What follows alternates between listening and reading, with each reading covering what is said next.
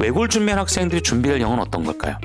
토플 점, 스텝 점일까요? 그건 아닙니다. 그거는 좀 단순한 접근이고 인문학적인 영어를 하셔야 되는 부분입니다. 그러니까 무슨 공인어학 점수만 있다, 외고 준비하면서 수능만 하고 온 학생인데 그건 정말 잘못된 겁니다. 외고를 준비하는 친구들은 진짜 원서도 보고 그다음에 인문학에 대한 생각도 많이 해보고, 그래서 저는 개인적으로는 외고를 가는 친구들은 무조건 성문종합영어는 하셔야 돼요. 성문종합영어는 어떻게 인문학의 기본입니다. 기본. 그 정도는 하고 가야지. 성문종합도 안 하고 외고를 간다? 전 이거는 말이 안 된다고 생각을 해요. 오늘 뭐 다른 것보다 강조 드리신 거는 성문종합영어 반드시 하셔라.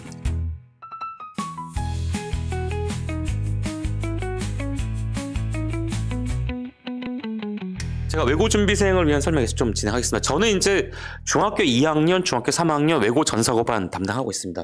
그래서 매년 저희 이 반에서 우수한 학생들이 이제 외고를 가고, 입결을 보게 되면은 뭐 서울대 우수학과 있죠. 서울대 상경계열, 또 서울대 뭐 정치학, 그다음에 인문 쪽으로 많이 좀 3년에 가는 것 같아요. 그래서 저희 학원 외고 전사고반 통해서 영어 학습하고 자소서 면접하고, 그다음에 이제 외고를 가서 이제 좋은 대학을 가는 경우를 되게 많이 보는데, 어쨌건 이 선택하실 때 좀 잘 선택을 하시는 게 너무너무 중요한 것 같아서 그 선택 중심으로 앞으로 좀 말씀을 드릴게요. 예전 같은 경우 외고를 굳이 가야 되냐 이런 얘기 많았습니다. 외고가 이제 없어진다고 하니까. 그다음에 9등급제 이렇게 되니까 9등급제에서는 내신 따기 힘들다. 2등급 넘어가면은 서울대 가기 힘들어. 이런 일들도 굉장히 많았고 그랬습니다. 외고가. 근데 이제 교과 이제 과정이 바뀌면서 2028 대입 요강이 좀 바뀌어 가면서 이제 어떻게 됐냐면 문과는 외고를 가는 게 낫다. 1학년부터 이제 3학년까지 이과 애들하고 이제 문과 학생들이 이제 경쟁하는 것보다는 문과 학생들만 있는 외고로 가는 것이 좀 낫지 않냐. 이런 생각들을 많이 하시고 실질적으로 좀 그랬던 것 같고요. 예. 어찌됐건 간에 특목고는 계속 유지가 될 것이고, 또 입결이 되게 좋지 않습니까? 대원외고라든가 대일외고라든가 명도외고라든가. 한영이 올해는 좀 좋지 않지만 어쨌건 서울대 입결 상위 고등학교에 외고가 다 위치하면서 외고 쪽이 조금 더 이제 인기가 많아진 이유가 있는 것 같고, 그다음에 이제 내신 5등급제가 되다 보니까 확실히 좀 아까 말씀드린 대로 이제 9등급제보다는 1등급 10% 가까이 되니까 이게 좀 할만하고 이런 생각들도 많이 가지셨던 것 같아요. 그래서 어찌됐건 장단점을 좀 더 말씀드려 보면은 문과끼리 경쟁, 이거는 명확한 장점인 것 같습니다. 그러니까 의대상하고 이제 경쟁할 일이 없는 거죠. 두 번째는 이제 커리큘럼 자체가 친문과적이다 이렇게 말씀드릴 수가 있겠습니다. 그러니까 문과 학생들의 유리한 게 많아요. 영어 과목 같은 경우도 보게 되면은 대원외고 같은 경우는 책을 많이 선정하죠. 이런 적이 있었습니다. 예전에 연세대학교 특기자가 있었어요. UD라 그러죠. 국제학부 쪽인데 외고를 가시는 분은 반드시 알고 계셔야 됩니다. 여기는 수능치 잘 안 봐요. 그러니까 1단계는 원서고요. 2단계 영어 면접이에요. 그러니까 제가 볼 때는 외고 가는 학생들 앞으로 UD로 많이 갈 거예요. 수능 체제가 없기 때문에. 그래서 문제에서 영어 제시문이 나오는데 영어 제시문이 뭐였냐면 대원외고가 예전에 채택했던 책이 프랑켄슈타인인데 그 책 그대로 나왔습니다. 거기에 이제 괴물하고 빅터 프랑켄슈타인 만나는 딱 그 장면이 그대로 나왔어요. 그러니까 이게 사실 어떻게 보면은 이 커리큘럼 자체에서 일단 입시에 유리했던 부분이 있었고요. 그 다음에 이 제2국어를 했던 학생, 내가 이제 만약에 독일어과를 간다고 했을 때 독일어 과정을 많이 한 게 있으면은 확실히 유리할 수밖에 없는 거죠. 그러니까 이게 생기부에서 유리한 점이라는 부분들이 명확히 외고는 존재하고요.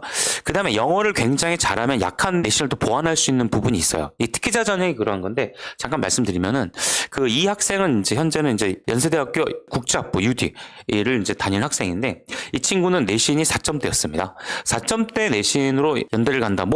만만치는 않죠. 그러니까 학생부 종합 전형은 거의 불가능하지만 특기자에서 가는데 이 친구 영어 실력이 어느 정도였냐? 교내 영어 에세이 대회 대상 및 금상 3년 연속 수상, 내신 영어 과목 대원에서 전과목 1점대 유지했습니다. 영어 엄청 잘하는 학생이죠. 이 친구를 제가 첫 시간 딱 수업했을 때 딱 보니까 한국 사람은 아니에요. 글을 보는 거라든가 표현하는 방식이 한국 사람이 아니어서 제가 잠깐 불러서 너 외국에서 왔니? 그러니까 해외 국제학교 출신이었습니다. 그다음에 영문 에세이를 쓰게 되면 제가 보면은 아름답게 쓴다? 그때 굉장히 논리적 깊이가 있다? 그리고 이 친구 가장 좋아했던 책이 성문종합영어. 고전을 되게 좋아해요. 그러니까 성문종합영어는 인문사회죠. 철학이라든가 인문학 전반적인 부분들, 사회학 이런 게 많이 나오는데 그런 지문을 되게 좋아했어요. 그러니까 영어도 굉장히 잘하지만 굉장히 인문학적인 사고가 깊이가 있고 또 문학 및 문화 대한 관심, 즉 동서양 고전 문학의 비교, 탈신민지 문학 비교 이런 어떤 비교과가 있었던 거죠. 영어를 엄청 잘하면서 인문학적 활동이 있던 친구예요. 그래서 외국의 장점은 이제 쭉 제가 적어드렸지만 영어를 엄청나게 잘한다면 영어 특기자 전형을 갈 수 있는 어느 정도 근데 그 내신이 돼야 되는 부분이 있겠죠. 그리고 생활기록부 내에서 영어를 잘한다는 것과 인문학적인 부분들이 뛰어나야 돼요. 그러니까 제가 여기서 좀 드리고 싶은 말씀, 그러면 외고를 준비한 학생들이 준비할 영어는 어떤 걸까요? 토플 점, 스텝스 점 쓸까요? 그건 아닙니다. 예. 그거는 좀 단순한 접근이고 인문학적인 영어를 하셔야 되는 부분입니다. 문학이라든가 사회학이라든가 다방면적인 영어를 많이 접하고 시사라든가 이런 것도 많이 읽는 영어가 외고를 준비한 영어죠. 그러니까 무슨 공인어학 점수만 있다, 즉 수능만 한다, 외고 준비하면서 수능만 하고 온 학생인데 그건 정말 잘못된 겁니다. 예. 예, 외고를 준비하는 친구들은 진짜 원서도 보고 그다음에 인문학에 대한 생각도 많이 해보고 그래야 됩니다. 그래서 저는 개인적으로는 외고를 가는 친구들은 무조건 성문종합영어는 하셔야 돼요. 성문종합영어는 어떻게 인문학의 기본입니다. 기본. 그 정도는 하고 가야지. 성문종합도 안 하고 외고를 간다? 전 이거는 말이 안 된다고 생각을 해요. 그러니까 실제로 이제 고등학교 가시게 되면 읽어야 되는 글들이 뭐 연설문도 보셔야 되고 J.K. 롤링, 스티브 잡스 연설문 같은 것도 보셔야 되고 링컨 연설문도 봐야 되고 뭐 문학이죠. 제임스 조이스 작품도 봐야 되고 뭐 그다음에 윌리엄 블레이크 시를 또 때로는 읽어야 되는 경우도 있을 수 있는 부분이 있고 그렇기 때문에 인문학적인 걸 많이 읽어 놓으시고 그런 것이 생활기록부에 녹아내릴 수 있는 그런 전략을 하시는 것이 굉장히 필요합니다. 그래서 인문적인 거죠. 문학이라든가 뭐 시사 타임즈라든가 이런 것도 많이 읽으시고 그런 학생들 좋아하는 거예요, 대학에서는. 예. 그래서 반드시 제가 좀 드신 말씀, 오늘 뭐 다른 것보다 강조 드리신 거는 성문종합영어 반드시 하셔라. 예. 무조건 하셔야 됩니다. 예. 그 외고에 가서 좋은 등급을 내고 싶다. 그리고 외고를 진짜 진심으로 준비하고 싶다. 성문종합영어 보십시오. 그거 보시면서 하시면 돼요. 이런 학생들이 입장한 겁니다. 자, 그 다음에 단점은 뭐냐. 일단 좀 문과 학생들이 다 외고로 오게 되면 또 우수자원들이 몰리니까 내신이 또 경쟁이 치열해지는 거죠. 5등급제이지만 어차피 등급은 나뉠 수밖에 없는 부분. 내신 경쟁이 좀 불가피하다라고 볼 수 있겠고, 내신이 좋지 못할 경우에 이제 수능을 해야 되는데 이제 입결을 보게 되면은 대원외고를 제외하고는 다른 외고는 이제 그 결과 좋지 못해요. 사실 보면. 그리고 이제 사실 수능에 집중해야 되는데 뭐 재외국어를 해야 되고 또 수행평가도 엄청 많습니다. 해야 될 거 엄청 많아요. 막 새벽까지 해야 돼. 이런 부분들은 오히려 보면은 수능 준비엔 좋지 않은 부분이 있다라고 말씀을 드릴 수가 있겠습니다. 그리고 이제 사실 생활적으로 봤을 때 워낙 잘하는 친구들이 많으니까 이 스트레스 받는 부분들 이런 것도 또 하나의 또 허들이 아닌가 이런 생각하게 됩니다. 자, 그래서 본격적 외고전에 준비하실 부분들 진짜 문과적 성향이 있느냐 이런 인문적인 어떤 부분에 대해서 관심을 가질 수 있는 학생인지 영어를 통해서 영어 인문학 하셔야 됩니다. 그 다음에 국영수 준비도 일단 정시까지 생각하셔야 돼요. 뭐 서울대 가셨으면 좋지만 어쨌건 간에 수능을 무시한 대입은 불가능합니다. 그러니까 국영수 준비, 수학 특히 잘하셔야 되는 부분이 있습니다. 그 다음에 양이 많아요. 일단 많은 양을 소화할 수 있는 성실성. 제가 외고 준비하는 학생들 항상 얘기하는 것 중에 보면 성실성을 말씀드립니다. 외고 준비하는 학생들 중에 반 이상은 성실하지가 않아요. 저 솔직히 말씀드릴게요. 공부 진짜 안 합니다. 너무너무 안 합니다. 근데 좋은 외고는 가고 싶어 해요. 대원외고는 무슨 유행인 줄 아는데 정말 대원외고는 정말 치열한 학생들이 가는 겁니다.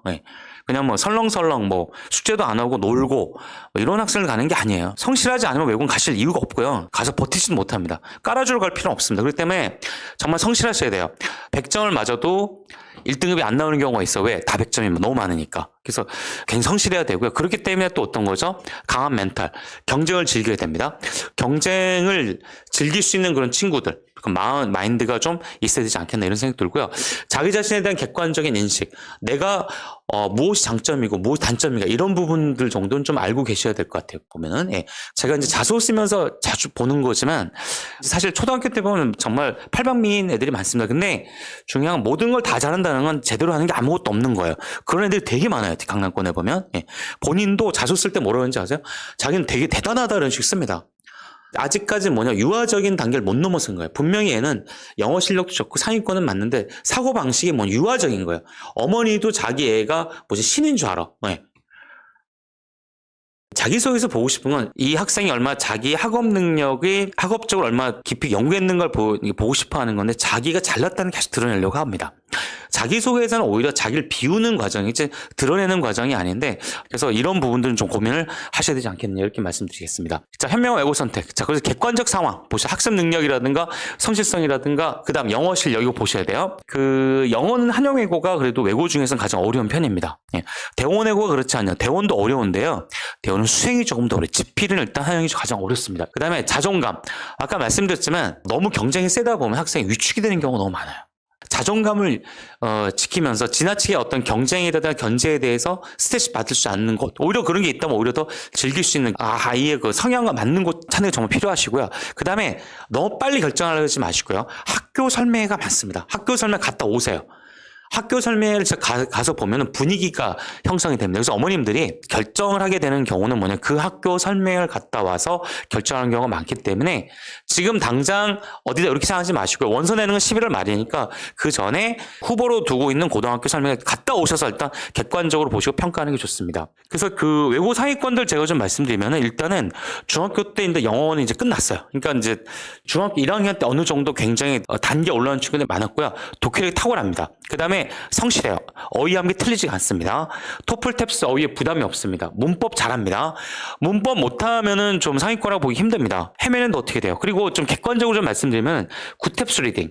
시중에 나가시면 넥서스나 해커스에서 나온 서울대학교 탭스 기출문제집이 있습니다. 거길 보시면은 리딩이 있는데 40개입니다. 40문제인데 37개 나오시면 엄청 잘하는 겁니다. 이런 친구들은 어딜 가시더라도 1등급이 나옵니다. 예. 수년간 제가 데이터를 보면서 느낀 건데 이 정도 되는 친구는 서울대 경영, 서울대 정치, 서울대 뭐 경제 이런 데 가요. 이런 학생들은. 그리고 전교권 당연히 유지합니다. 문법은 거기 보면 서울대 기출문제집 보면 문법 50문제가 있는데 최소 43개 나와야 돼요. 근데 극상위권들 보면 한두 개밖에 안 틀립니다. 48, 49 정도, 뭐 50, 뭐 이 정도 유지합니다. 그래서 지금 우리 아이가 상위권인지 아닌지 예비 중3들 고민 많이 되시죠? 그런 친구들은 시중에 가시면 서울대학교 기출문제집 풀어보시고 딱 보시면 나옵니다. 요건 제가 실제 수업 시간에 서울대 경영 들어간 학생들, 그 다음에 경제 들어간 학생들, 뭐 사회학과 들어간 학생, 이런 학생들 데이터 통계를 내보니까 딱 그렇게 됩니다. 그러면 지금 20개다. 죄송한 말씀이지만 외고하고는 아무 상관이 없습니다. 20개 이하는. 예. 근데 아직 이제 시간이 좀 있으니까 최소한 10월까지 좀 축사기를 해보는 거죠. 그때 만약에 30개 이상 나온다면 도전해 볼 만한 겁니다. 근데 제가 만약에 이제 11월인데 20개다 그럼 저는 외고 쓰지 마라 그래요. 가봐야 답이 안 나옵니다. 그 다음에 해외 고주 경험이 있지만 성실하고 꼼꼼한 친구, 이런 친구 가면 괜찮습니다. 그 다음에 어려운 영어에 도전하려는 학생들, 이런 친구들 외고 상위권들 특징이다라고 볼 수 있겠습니다. 대원외고에 서울대 합격한 친구, 저희 학원 출신인데 이런 얘기를 해요. 대원외고에서는 뭐냐면 수능 수준의 지문, 어려움이 없다. 하지만 많은 양의 지문을 주고 정말 정확히 이해하는 친구들, 영어 실력과는 무관하게 철저히 꼼꼼한 친구를 높은 등급 받을 수 있다. 그러니까 대원외고는 그러니까 성실해야 돼요. 그러니까 성실하지 않으면 대원외고 가시면 의미가 없습니다. 진짜. 이 친구를 말씀드리면 대원외고 영어 1등이었어요. 예전에 탭스 990 만점 할 때 이 친구가 982점 맞아서 대원외고 탑이었습니다. 그 잘하는 친구도 대원외고 영어 문제를 뭐냐면 영어 실력과는 무관하게 꼼꼼한 친구들 등급을 받는다, 이런 얘기를 하는 겁니다. 거긴 영어는 다 잘해요. 다 잘하기 때문에 실수 안 하는 친구들, 한글 해석을 보고 영어를 100개 쓸 수 있는 수준, 정말 꼼꼼 성실하다라고 합니다. 이게 그래서 느껴지죠. 이 친구 굉장히 치열하게 공부했구나. 영어 실력 우수한 학생들이 모이는 학교에 진학한 만큼 영어 공부에 본격 도전하고 했고, 근데 이 친구 하는 얘기가 문법 이해를 높이니까 독해가 총체적으로 도움이 됐다. 아까 제가 말씀드렸죠. 문법을 하지 마라? 이건 말도 안 되는 소리예요. 이 친구 참고로 제가 초등학교 5학년 때부터 가르친 학생입니다. 초 때부터 문법을 하기 시작했던 부분이죠. 그래서 일단 문법 공부를 많이 철저히 하시고요. 문법이 되니까 독해점도 높아져. 이거는 극상위권은 모두가 얘기하는 겁니다. 불변 진리인 것 같고요.